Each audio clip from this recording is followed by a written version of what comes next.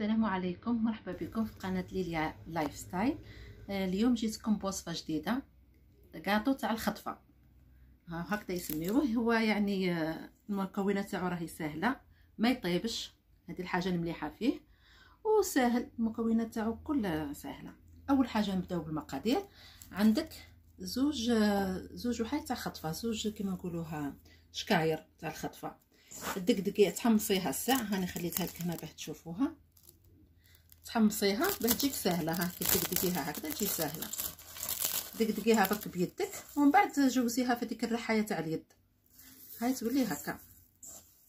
هذه زوج تاع خطفه، معاها زوج باكيات بيمو، كاطو بيمو اللي نعرفوه كامل، بيمو سامبل. هذاك زوج باكيات تاني رحيهم في الرحايه تاع اليد. ومعاهم نص كيلو تاع كاوكاو كيف تاني محمص ومرحي. وهنايا باطا ونص، ولا تحبي ديري باطا برك تاع حلوه الترك، باطا صغيره عادي تفتتيها. نص كاس سكر رطب ونص كاس عسل. لهنا كي نلموا المقادير كامل، لكن شتيها ما تلمتلكش زيدي شويه تاع مزهر باش تلميها. هذا مكان بعد نكركبوها ونديروها نحطوها في الشيكوله ونقدموها ان شاء الله. هذه هي الكاطو تاع اليوم، خفيف ظريف. نبداو على بركه الله، نبداو نشكلوا في الكاطو تاعنا. راني حطيت هنا الكاطو بيمو الاول، نزيدو نحطو معاه الخطفه، نحطو المكونات كامل ونخلطوها. نزيدو هنا الكاوكاو، نزيدو حلوه الترك،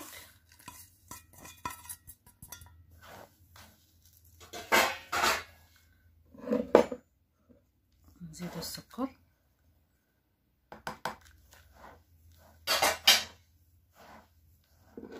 دركا نلموها بالعسل.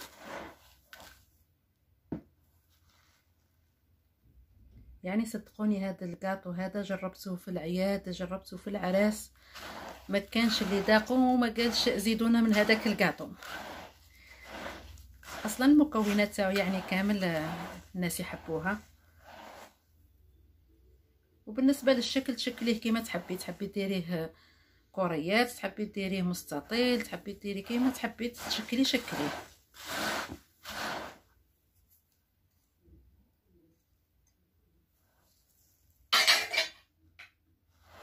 نزيدو شويه مزهر ونلموها حتى تولي في يدك تقدري تشكليها.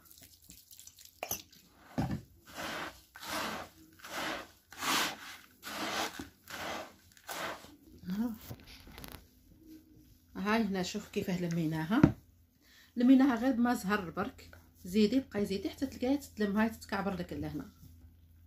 ها نجربوا نديروا وحده، هاي تتلم لك هكا. دركا نشكلوها برك، نجيبوا بلاط نشكلوها باه نديروا التزيين النهائي وخلاص. هذا هو الكاطو تاعنا تاع اليوم، ساهل ماهل.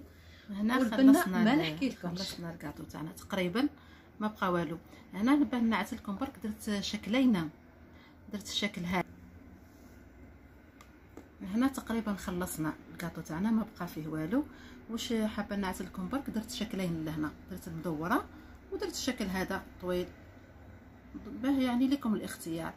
تبقى برك لهنا نزيدو نغلفوهم بالشيكولا.